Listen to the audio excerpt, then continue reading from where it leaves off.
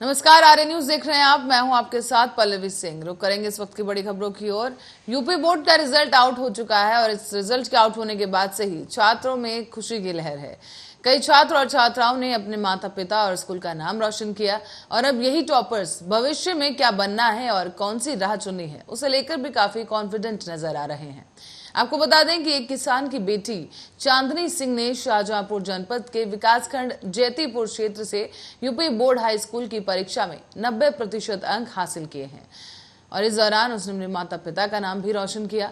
चांदनी सिंह के पिता संजय सिंह मध्यम वर्ग के किसान हैं और उनकी मां गृहिणी है और 4 भाई बहनों के साथ चांदनी अपने घर में रहती हैं।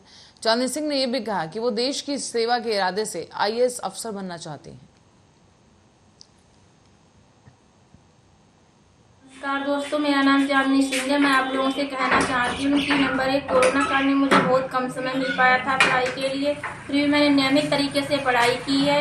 4 से 6 घंटे लगातार पढ़ाई की है और मेरे गुरुजन और मेरे माता पिता का बहुत ज़्यादा सहयोग रहा है मेरी पढ़ाई में। मेरे पिता एक किसान है, मैं एक मध्यम वर्ग परिवार से हूँ। एक आईएएस ऑफिसर बनना चाहती हूँ और देश की सेवा करना चाहती हूँ। मैं सभी भाई बहनों को संदेश देना चाहती हूँ कि नियमित तरीके से पढ़ाई करें और अपने जीवन को सफल बनाएं।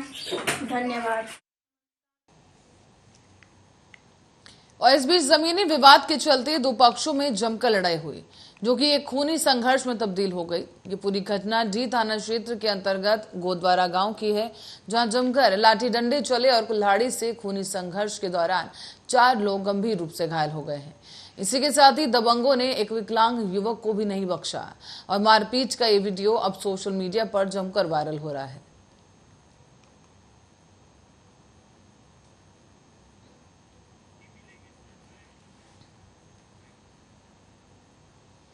और यूपी बोर्ड 2022 का परिणाम सोनभद्र में भी बेटियों के नाम रहा और हाई स्कूल में ममता कुमारी ने 92.5% अंक प्राप्त कर सोनभद्र में पहला स्थान हासिल किया है। तो वह इंटरमीडिएट में अनपारा की बेटी 90.8% अंक पाकर जिले में टॉप करते नजर आई। इसके साथ ही उनके माता पिता समेत स्कूल के अध्यापक समेत क्षेत्र के तमाम लोगों में खुशी का माहौल नजर आया। आपको बता दें कि उनके सगे संबंधियों द्वारा एक दूसरे का मुंह मीठा कराकर बधाई दी गई और यह सिलसिला पूरा दिन जारी रहा है। बहुत खुशी है। हमको तो इतना खुशी है कि बहुत भाग हुआ आप लोग का, इसी बहाने दर्शन हो गया, नहीं तो हम कर पाते। अरे हम लोगों का दर्शन छोड़िए, मतलब बच्ची के लिए क्या कहेंगे आप, उसके मनोबल को आगे बढ़ाने के लिए और क्या? अब हम क्या कर सकते हैं, गरीब आदमी जहाँ तक हमारा हिम्मत करेगा करेंगे, नहीं तो फिर सरकार अगर मदद देगी तो ठीक बात, नहीं तो फिर हम तो गरीब है ही है। नहीं, ऐसे मन नहीं गिराते हैं भाई, ऐसे मन नहीं गिराते हैं। आपके बच्चे के गुरुजन स्टाफ भी कह रहे हैं आगे पढ़ाने के लिए, आप ऐसे अभी कहने लगे कि कह रहे हैं कि अब अगर आप लोग का आशीर्वाद होगा तो हमारी बच्ची कुछ भी बन सकती है। जी जी। और हमारा तो जहाँ तक कोशिश है हम करेंगे। मैं इस बालिका और इनके माता पिता को बहुत बहुत हार्दिक बधाई और धन्यवाद देता हूं तथा विद्यालय में हमारा टॉप करने में, हमारे विद्यालय क्षेत्र और हमारे समय में टॉप करने में जो जिससे नाम हम लोगों का आगे बढ़ा है, इसके लिए बहुत बहुत धन्यवाद देंगे इस बालिका को। और साथ में एक आशीर्वाद भी है कि अगर बालिका हमारे विद्यालय में पढ़ती है तो जो भी सहयोग होगा इसको हम प्रदान करेंगे विद्यालय की तरफ से। बहुत बहुत बधाई देता हूँ बालिका को, इनके माता पिता को बहुत बहुत धन्यवाद। सबसे पहले तो मैं इस साल जो भी बच्चे बोर्ड का एग्ज़ाम दिए हैं कक्षा 10वीं की, मैं सभी बच्चों को सबसे पहले उनको हार्दिक बधाई और अभिनंदन देता हूँ, उनका स्वागत करता हूँ को, और कि अपना जो भी पहला स्टेप अचीव किए हैं और आगे के लिए वो, अगर ये बच्ची जिला टॉप की है तो हम ये चाहेंगे कि इससे सर्टिफाइड ना हो, किसी से संतुष्ट हो जाना है। आगे के लिए इसका जो एम हो उसको प्रेरित देखकर अपने आप को प्रेरित करते रहना है और हमेशा आगे क्या करना है, ये पहली इसका जो भी पहला अचीव अपने जिला टॉप करके प्राप्त किया है, इतने से इसको सेटिस्फाई नहीं हो जाना चाहिए कि हम संतुष्ट हो जाएं। इसको आगे हमेशा पढ़ते रहना चाहिए और अच्छे से। अच्छा, इसके बैच के और जो छात्राएं हैं उनके लिए आप क्या कहेंगे? सर, मैं उन बच्चों के लिए भी यही प्रे करूँगा कि वो भी अच्छे से पढ़ें और वो भी बहुत अच्छे 90+ बच्चे, उसमें से भी इनके क्लास के बच्चे और अब खबर रायबरेली से है, जहां पर बांदा बहराइच राजमार्ग पर एक हादसा हो गया है। इसमें अनियंत्रित तेज रफ्तार ट्रक ने पैदल जा रहे युवक को रौंद दिया और युवक की मौके पर ही मौत हो गई।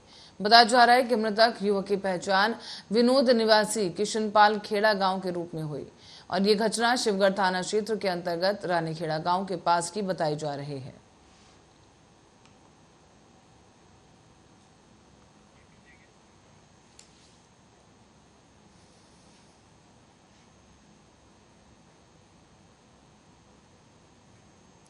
और भारत सरकार की अग्निपथ योजना को लेकर पूरे देश में उत्पात मचा हुआ है। हिंसक प्रदर्शन से लेकर राजनीतिक विरोध भी इसमें शामिल है। और आपको बता दें कि सरकार इस योजना को लेकर लगातार लोगों को जागरूक करने का काम कर रही है। इसके बारे में सही जानकारी साझा करने की कोशिश में भी सरकार लगी है। इसी क्रम में भारतीय वायुसेना ने इस योजना के बारे में जानकारी दी और ये जानकारी उन्होंने अपनी वेबसाइट पर साझा की है। वायुसेना ने इस योजना के बारे में पूरी जानकारी देते हुए भारतीय वायुसेना के मुताबिक अब अग्निवीरों को भी वही सुविधाएं मुहैया कराई जाएंगी जो कि एक सेना के जवान को कराई जाती थी। अग्निवीर भी सेना में वैसे ही जिंदगी जिएंगे जैसे कि एक सैनिक जीता है। और इसके अलावा भी बहुत कुछ सुविधाएं हैं जो अग्निवीरों को देने की बात कही गई, जो आपको ग्राफिक्स के जरिए हम आपको दिखाते हैं कि क्या कुछ वो अहम सुविधाएं होंगी जो अग्निवीरों को दी जाएगी। आपको बता दें कि इस दौरान सैलरी के साथ उन्हें हार्डशिप और यूनिफॉर्म अलाउंस भी दिया जाएगा। अग्निवीरों को कैंटीन की सुविधा और मेडिकल की भी खास तौर पर सुविधा प्रोवाइड की जाएगी। साल में 30 छुट्टियां होंगी और 30 छुट्टियों के साथ साथ मेडिकल लीव अलग से उन्हें दी जाएगी। सर्विस के यानी 4 साल के दौरान मृत्यु होने पर इंश्योरेंस कवर दिया जाएगा। शहीद अग्निवीरों के परिवारों को भी इस दौरान करीब 1 करोड़ की धनराशि दी जाएगी। ड्यूटी के दौरान विकलांग होने पर एक्स ग्रेशिया 44 लाख रुपए मिलेंगे और अग्निवीरों का कुल 48 लाख का इंश्योरेंस किया जाएगा। आपको ये भी बता दें कि सैलरी के साथ साथ उन्हें हार्डशिप और यूनिफॉर्म अलाउंस की सुविधा दी जाएगी और अग्निवीरों को कैंटीन और मेडिकल की भी सुविधा ऐसे ही दी जाएगी जैसे सेना के अन्य जवानों को मिलती है। साल में उन्हें 30 दिन की छुट्टियां मिलेंगी और मेडिकल लीव अलग से दी जाएगी और सर्विस यानी कि 4 साल के दौरान अगर उनकी मृत्यु हो जाती है तो उस पर इंश्योरेंस कवर मिलेगा। शहीद अग्निवीरों के परिवार को भी करीब 1 करोड़ की राशि इस दौरान मिलेगी और ड्यूटी के दौरान विकलांग होने पर एक्स ग्रेशिया और 44 लाख रुपए मिलेंगे। साथ ही जो बकाया सर्विस होगी उसकी सैलरी भी विकलांग हो जाने पर अग्निवीरों को दी जाएगी और सैलरी के साथ साथ तमाम सुविधाएं सेना के अन्य जवानों की तरह ही अग्निवीरों को दी जाएंगी।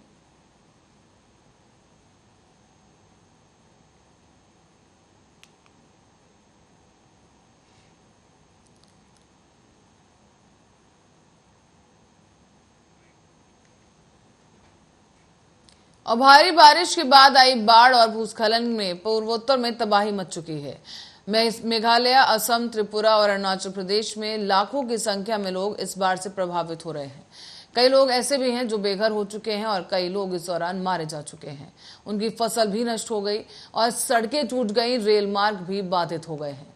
आपको बता दें कि इस प्राकृतिक आपदा के कारण लोगों को बहुत ही ज्यादा कठिनाइयों का सामना करना पड़ रहा है। लोग राहत शिविरों में रहकर इस आपदा के शांत होने का इंतजार कर रहे हैं। और आपको बताते चले कि असम और मेघालय में बीते 2 दिनों में बाढ़ और भूस्खलन में 31 लोगों की मौत हो गई। असम के 28 जिलों में करीब 19 लाख लोग बाढ़ से प्रभावित भी हुए हैं, जबकि 1 लाख के आसपास लोग राहत शिविरों में रह रहे हैं। इस बाढ़ के दौरान आपको बता दें कुल हताहतों में 12 जो लोग हैं वो असम के शामिल हैं, 19 लोग मेघालय में मारे गए। तो वहीं त्रिपुरा की राजधानी अगरतला में भी भीषण बाढ़ की सूचना है। शहर के महज 6 ही घंटों में 145 मिलीमीटर की बारिश अब तक हो चुकी है।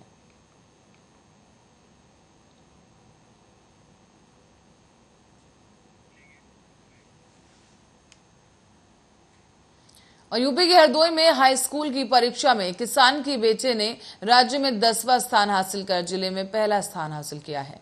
कड़ी मेहनत और लगन से पढ़ाई करने वाले अभय पटेल ने यूपी बोर्ड की परीक्षा में 10वां स्थान हासिल करने पर इसका श्रेय अपने माता पिता और गुरुजनों को दिया। अभय पटेल भविष्य में चिकित्सक बनकर लोगों की सेवा करना चाहते हैं और अभय पटेल की कामयाबी को लेकर उनके परिजनों के साथ ही गुरुजनों में भी काफी खुशी है। इस दौरान अभय की कामयाबी पर उनके माता पिता और गुरुजनों ने फूल माला पहनाकर और मिठाइयां खिलाकर अभय को मुबारकबाद दी है। यूपी बोर्ड की हाई स्कूल की परीक्षा में इस बार किसान के बेटे अभय पटेल ने प्रदेश में 10वां और जनपद में पहला स्थान हासिल किया। आपको बता दें कि जैसे ही मेरिट लिस्ट जारी हुई वैसे ही बिलग्राम तहसील क्षेत्र का गांव सदरपुर चर्चा में आ गया, क्योंकि सदरपुर गांव के निवासी अभिषेक पटेल खेतीबाड़ी करते हैं और उनका बेटा Abhay Patel Ramlal Singh memorial public school Sadarpur में पढ़ता है। उसका एक मेरिट लिस्ट में 10वां स्थान आया है और उसी के साथ साथ आपको बता दें कि 600 में से 576 नंबर हासिल किए गए।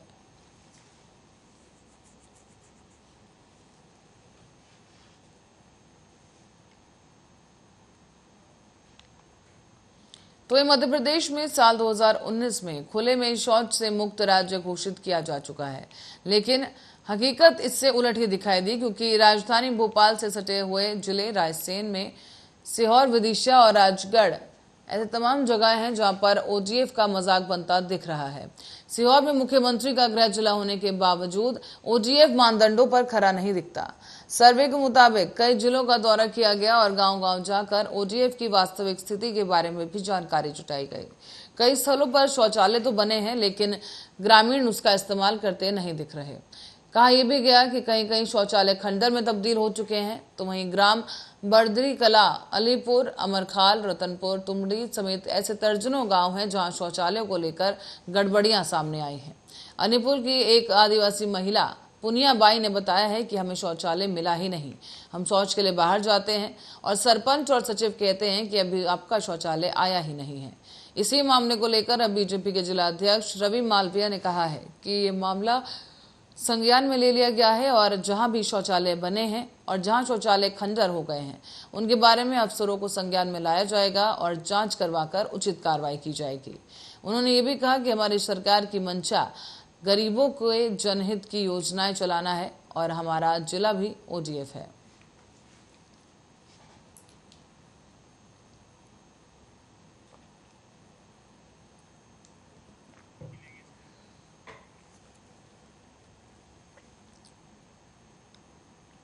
और इस बीच मौसम विभाग ने चारधाम समेत अनेकों जिलों में भारी या मध्य बारिश होने का पूर्वानुमान जताया। इसी के साथ ही भारी बारिश के आसार वाले जिलों में हल्का भूस्खलन और चट्टान गिरने, सड़क बंद होने जैसी तमाम समस्याएं खड़ी हो सकती हैं और इसी को लेकर चेतावनी जारी की जा चुकी है। प्रदेश में बारिश के पूर्वानुमान को देखते हुए पर्यटन विभाग ने तीर्थयात्री और पर्यटकों से सतर्क रहने की अपील की। कहा गया है कि उत्तराखंड पर्यटन विकास परिषद में बने कंट्रोल रूम में टोल फ्री नंबर 1364 या मौसम विभाग की आधिकारिक वेबसाइट से मौसम और मार्गों की पूर्ण जानकारी लेने और पंजीकरण कराने के बाद ही उत्तराखंड आए। आपको बताते चलें कि अगले 4 दिनों के दौरान प्रदेश में मौसम का मिजाज इसी तरह से बदला रहेगा और मौसम विभाग ने चारधाम समेत अनेकों जिलों में बारिश या फिर भारी बारिश होने का पूर्वानुमान जताया है। आपको ये भी बता दें कि इसी के साथ साथ भारी बारिश के आसार वाले जिलों में हल्का भूस्खलन, चट्टान गिरने और सड़क बंद होने की वजह से समस्या आ सकती है और इसीलिए चेतावनी जारी की जा चुकी है। और आपको ये भी बता दें कि पर्यटन विभाग ने तीर्थयात्री और पर्यटकों से सतर्कता बरतने की अपील की।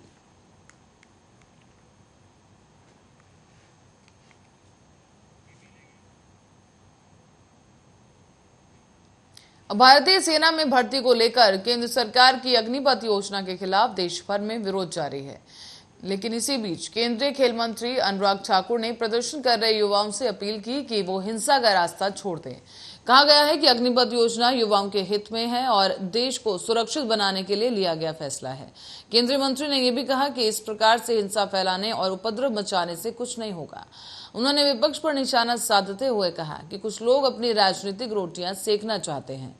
अनुराग ठाकुर ने कहा है कि खेल मंत्रालय भी अग्निवीरों को 4 साल की सेवा के बाद उनके लिए कुछ नया करने पर विचार कर रहा है।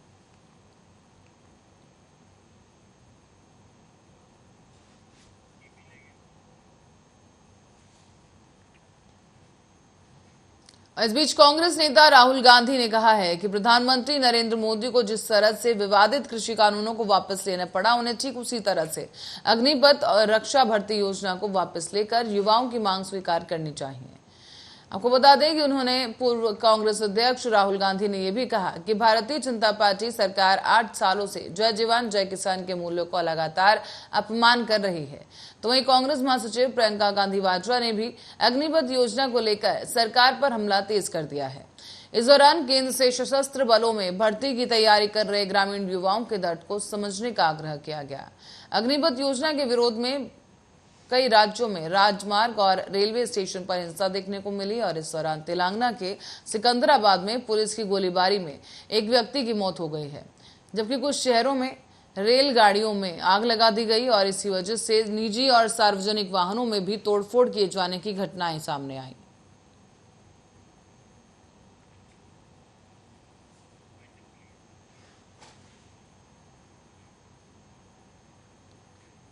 और इसी खबर के साथ ही बुलेटिन में फिलहाल के लिए इतना ही। बने रहे हमारे साथ, देखते रहे आरएन न्यूज।